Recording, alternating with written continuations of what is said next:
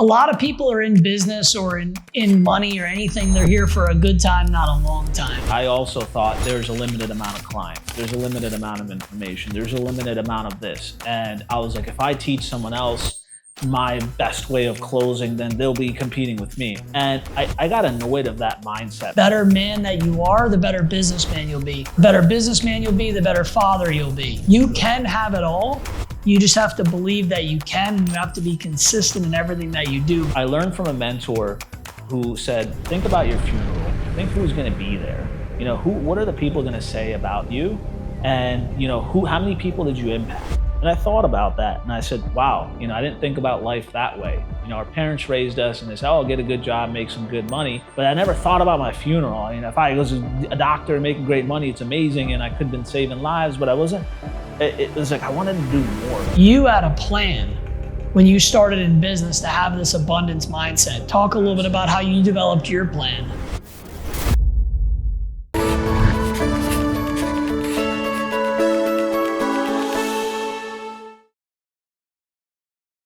People always talk about this topic and there's some great books on it. So we wanted to bring it up. We've gotten some questions about it. It's the psychology of money.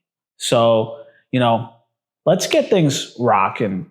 You know, what's your experience in the beginning stages with psychology of money, or what lessons have you learned? So with psychology of money, having like a broke mindset is kind of where I came from, where I was very scared about like having debts and, you know, making sure I paid the bills, worried about the next check, where are things going to come from, fearing the worst, not having a financial plan, starting out in debt, not having like a good framework, not understanding how to make capital work for me, not having a financial plan. Yes. So the first thing for me to kind of get out of that broke mindset into more of an abundance mindset is having faith and having belief that things are going to get better, number one. Number two, setting a financial plan. I think a lot of people don't have a financial plan and they avoid the topic of money. So like understanding if you get $1, where is that dollar going to go? So for me today, 10% of every dollar I make goes to a tithe to the church. I live off about 50% of my income. 20% gets set aside for taxes, and that leaves me 20% minimum for investing and for savings. So having that financial plan and sticking with that financial plan when I wasn't making as much money, but learning that habit that I never spend more than 50 cents of every dollar that I make has forced me to elevate and make more money if I want to increase my lifestyle, and has given me a really good nest egg and a really good cushion to where I'm not worried about money, and has allowed me to be more generous. I think tithing was a big thing for me for the psychology of money. I was very scared to give to other people because I thought that that would take away from what I had. I didn't have an abundance mindset where if I sowed with faith, I would end up reaping more in the harvest. Absolutely. Absolutely. You said that very well. I think a lot of people, the scarcity mindset, especially in entrepreneurship and in business, it runs very deep. There's a funny joke I saw on Twitter. Elon Musk was pissed off at Sam Altman. So Elon Musk has his own AI called Grok AI. Sam Altman has ChatGPT, OpenAI. So, you know, Elon Musk initially funded OpenAI, the ChatGPT, and gave them $100 million for it. And he was a partner in the whole program. And what had happened was he started to see how it was progressing. And Sam Altman, he calls him Scam Altman now as a joke, but Sam Altman said he wanted to keep all of the coding and the data and everything closed source and keep it close to the chest and not open. And IT, closed source, means that people from other companies, other businesses, everyone in the population cannot access the code that you use to build it. Can't use the API or the SDK. Can't use the API, not even just API, can't see the codes that you use to build it. So, and then they're selling it via API or selling it via usage. So that's not what Elon was about. Elon said this whole project, we called it OpenAI for the fact that we were going to keep it open. You idiot, you're closing it. Like, he was pissed off at the guy. He said, screw you, in a sense. And he said, I'm going to run my own AI and I'm going to make it open source and I'll make it way better than yours. And that's why he launched Grok. He said, Really? because of that keeping it close to the chest mindset. So there's two types of people. Who is the most wealthiest, richest person actually in the world today? Elon is right up there, about to be the first person to crack $1 trillion net worth.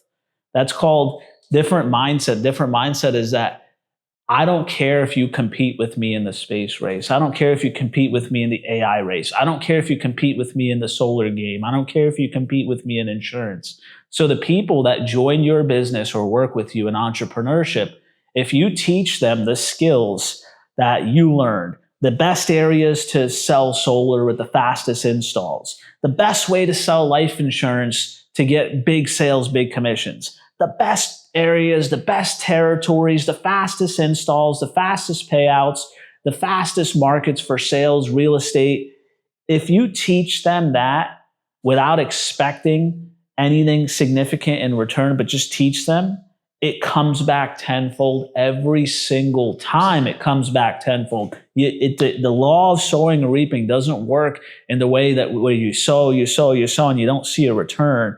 You always reap what you sow, but you just don't reap when you sow. You don't reap immediately at that time. You don't know where you're going to reap from. You don't know with whom you're going to reap from.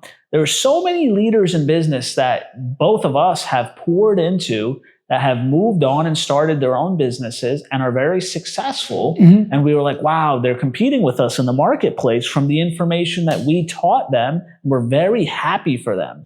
Now there's people that work closely to them or closely with other companies or these people that are coming back and working with us. And it's a full circle because they appreciated the leadership that they received from that person that we ended up mentoring in the past. So a lot of people in sales think that if I teach Dan everything I know, I teach this guy, he's going to become my number one competition. He's going to steal all my clients. He's going to take my money. He's going to take my clients. He's going to take my turf. I'm from the mindset of, I don't care. It's a marketplace. Compete with me in the marketplace. I'm happy to compete. But if you're working in our business or our company or our umbrella, we're going to teach you our trade secrets. And if you run away and implement it elsewhere, good for you. We're happy if you're successful. Mm-hmm. But if you continue to work with us, you're going to continue to grow and win. And we're going to keep continuing to share with you the latest and the greatest knowledge we have. And people in business do not do that often enough. And that's the scarcity mindset. That is exactly the thing you said from on a business mindset level of having abundance and saying there's enough business out there for all of us and let's teach you how to get it. 100%. It's like having that wall ball mindset that you had, that you were going to come in and compete in wall ball and you were going to be the best with that consistency that you have. So a lot of people are in business or in money or anything. They're here for a good time, not a long time. Yep. When you're here for a long time, not just a good time, you end up having a good time for a long time. That's a fire phrase. I like that. Yeah, you don't want to come in for a good time, not a long time. You want to come in with the mindset, I'm here for a long time. You know you're going to have a good time over time. The building of the business is more fun sometimes than reaping the results. Some of the best times I've ever had were when we were in that grinding building season, in the trenches. And that has to go with having the abundance mindset. I remember we were blitzing at an Airbnb and Hirsch had no door on his bedroom at the Airbnb. I walk in, Hirsch's got his little hands like this, catching Z's in the Airbnb room. We had the money to get a better place. We could have thought of that as a scarcity mindset. Look at us in this crappy house. Hirsch doesn't even have a bedroom door. But we were putting in that work, building our reputation in the freaking trenches, trench warfare. 100%. With our team, and that allowed us to earn that respect and get that credibility and build a reputation in the industry. I think also having an abundance mindset with your family and your friends and your work-life balance, believing that you can have everything. If you do one thing, it's not going to take away from the other thing. And another thing with the abundance scarcity mindset is putting your all into what you're doing at the same time. A lot of people that have a scarcity mindset, they could be working on their business, but then they're scared that they're not spending enough time with their family, or they're spending time with their family and scared that they're not working enough on their business. That's a scarcity mindset. So when you're doing something, a good way to develop that abundance mindset is to focus on what you're doing with all of the energy that you have, knowing that everything is getting taken out. And the better man that you are, the better businessman you'll be. Correct. The better businessman you'll be, the better father you'll be. You can have it all. You just have to believe that you can, and you have to be consistent in everything that you do. But you had a plan when you started in business to have this abundance mindset. Talk a little bit about how you developed your plan. Oh, for sure. I mean, when I first started, I would think the same thing too. I'm not saying I just randomly was born with an abundance mindset. I also thought there's a limited amount of clients, there's a limited amount of information, there's a limited amount of this. And I was like, if I teach someone else my best way of closing, then they'll be competing with me. And I got annoyed of that mindset because sometimes it feels like it's secretive, but it doesn't feel fun.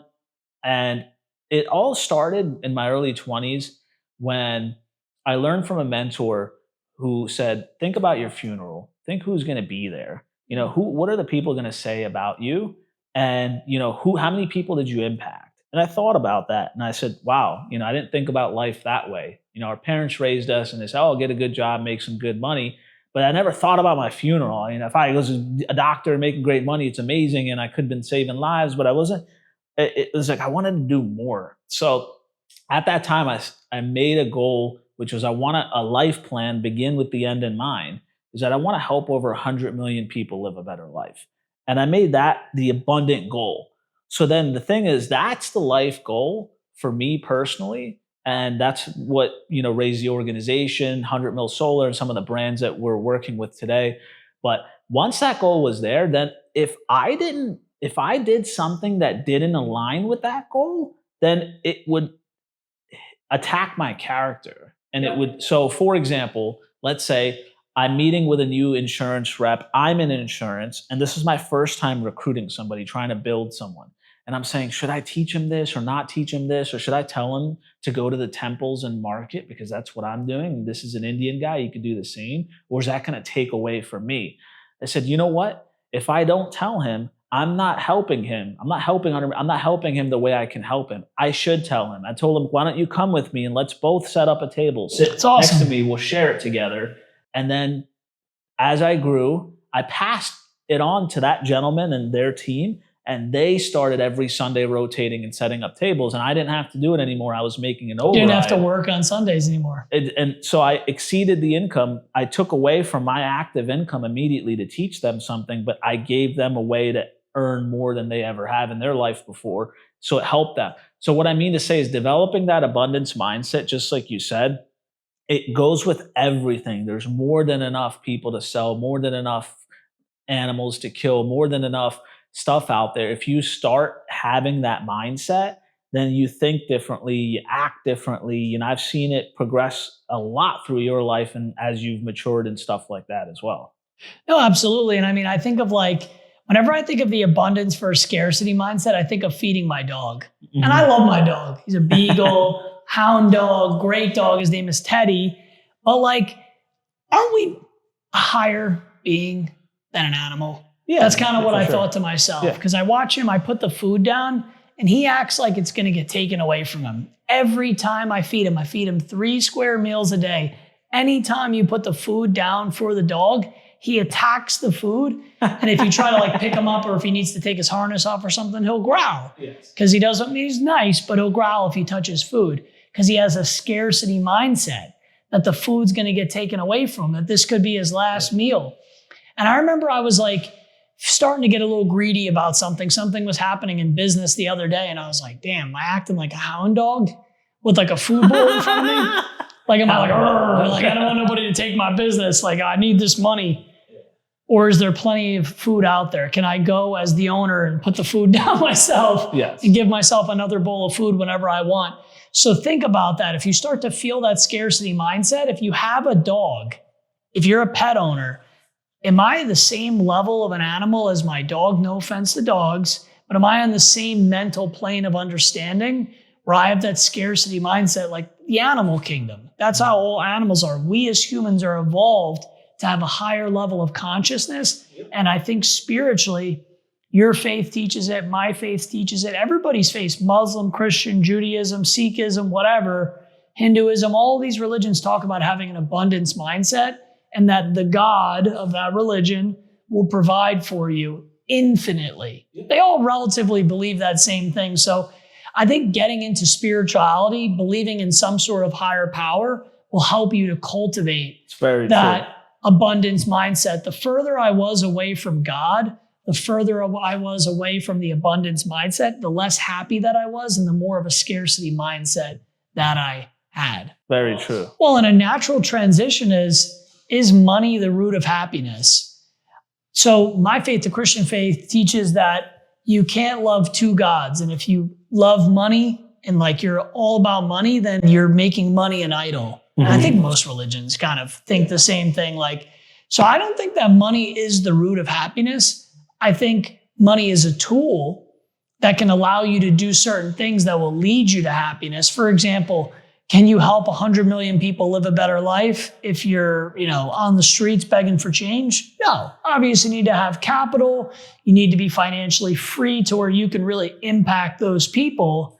But it's not making $100 million that wouldn't make you happy. Correct. Just by itself. Absolutely. Unless the people were helped as well. Absolutely.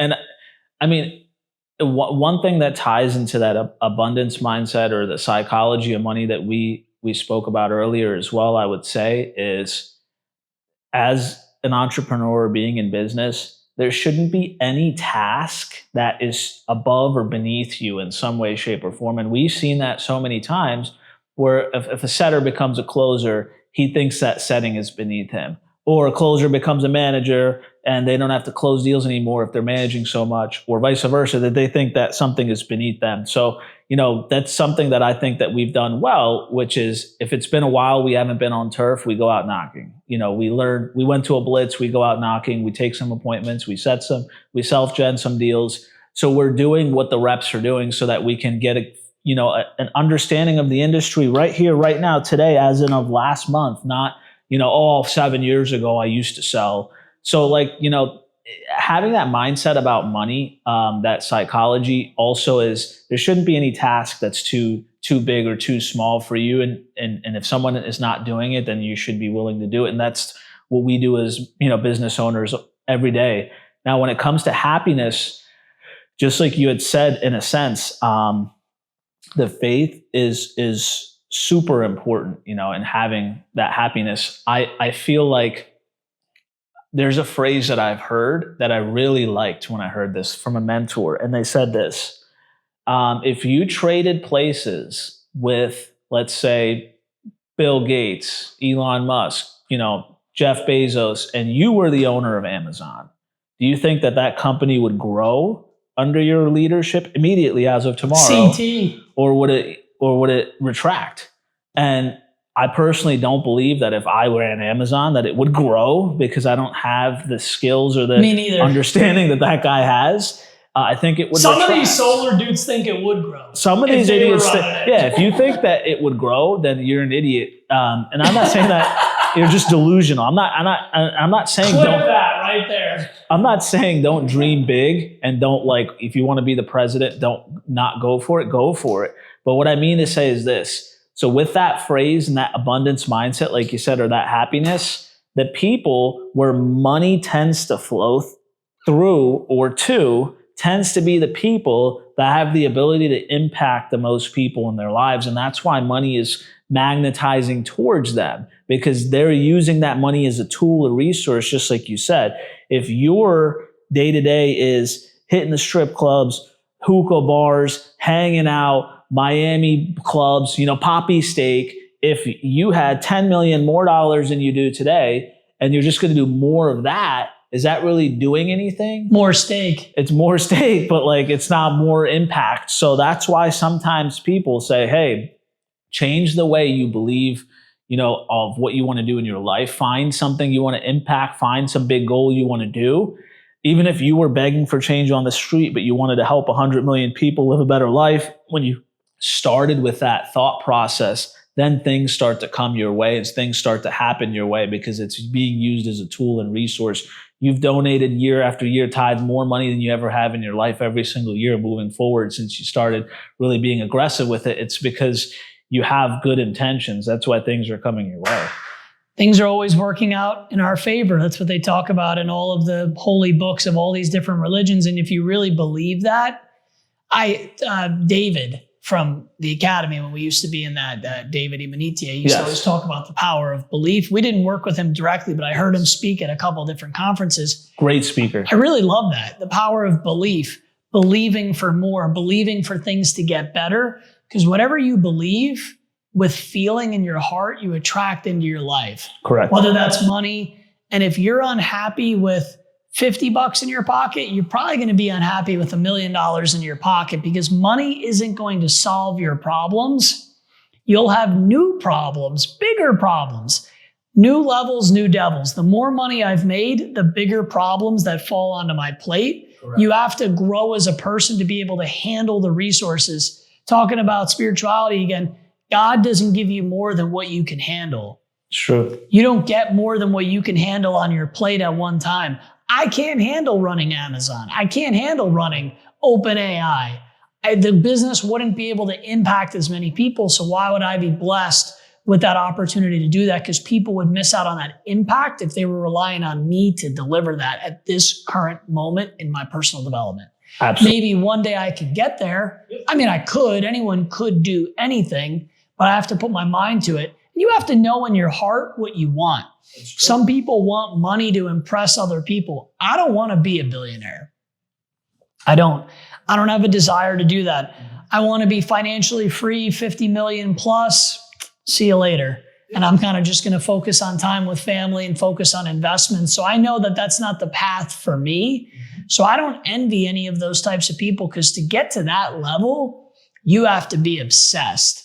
I want to be obsessed with growing my family and growing my impact, coaching sports, things like that. So you have to know your why to really understand the power of money versus happiness. And you have to understand, am I chasing this goal just for the money, or am I chasing this goal for what it's going to do for me as a person? And yes, you'll get the money, but who will you become in the process of achieving that goal, achieving that mission, and putting happiness before money? You'll end up getting the money a lot of times. Absolutely. If you're putting in the work. Absolutely. I mean, I'll say this, something that I've done in my life, and I learned from a mentor, which was think about how you want to live, when you want to wake up, when you want to go to bed, what you want to be able to do throughout the day. How do you want to spend the time with your wife, your kids, your family, your in-laws, to visit, vacations? How do you want that all to be? And when I thought about that, I said, I don't want anyone to tell me when I can take a bathroom break. I don't want anyone to tell me when I can take a vacation. I don't want anyone to tell myself or my wife or future wife, when I thought about this, I was single, about when she can take off or when I can take off or when I can see her. I didn't want to be the guy who there's crap ton of traffic. If you live in any major city, you wake up in the morning, you want to get to work for 9, you got to leave at 6 or 7 or be up early, and then you get back at 7 or 8. You married your wife, but you spend more time with your boss on a daily basis. If you're talking about from 7 a.m. to 7 p.m., if you have traffic both ways, you're spending 12 hours a day with your boss. And then you get home at 7, you're tired, you spend 3 hours with your wife and kids, you go to bed, you wake up, you do it again. You spent 3 hours with them because you're sleeping now. And then you spent 12 hours with your boss. I calculated that and I said, I don't want to spend more time at a job or my boss than I do with my family or my significant other. Mm-hmm. So I said, it wasn't even about money. I just thought, what's going to make me happy? What's going to make me happy? Living this way is going to make me happy. Now let me find out whatever I can do to help me live this way. It doesn't have to be a job. It could be a job. It could be anything. As long as it aligns with the values that my parents taught me and the values I teach my future children, as long as it's legal, I'm not doing anything illegal, and as long as I'm helping other people with what I'm doing, because that aligns with the goal of helping over 100 million people live a better life. If it met those 3 things, then I was going to do whatever it took to live that way, because I knew that way is going to keep me happy. So that's something that I personally did, and then the money came. I just was building the happiness lifestyle, and the money came. That's it right there. Appreciate you sharing that. Absolutely. See you guys next time.